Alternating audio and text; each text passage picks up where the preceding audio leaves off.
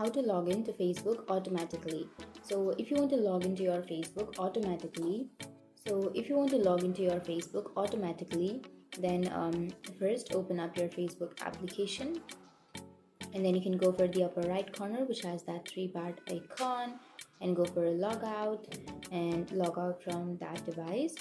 And now I'll show you one thing. So you can simply tap on any one of your account, and simply by one tap it will automatically log into that Facebook.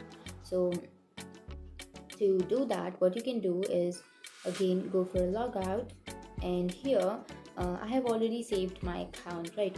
So while logging in, if you're entering the password, or if Facebook is asking for the password, simply enter the password, and after that it will ask you if you want to save your password on your device or not. So while that question pops out, you can simply tap on S, I want to save my password.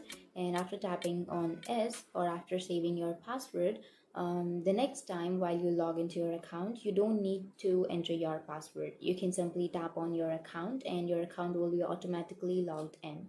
So that's it. You need to just save your password, and after saving, your Facebook account will automatically log in on your device. So that's it, and if you have any questions, feel free to comment below. Thanks for watching.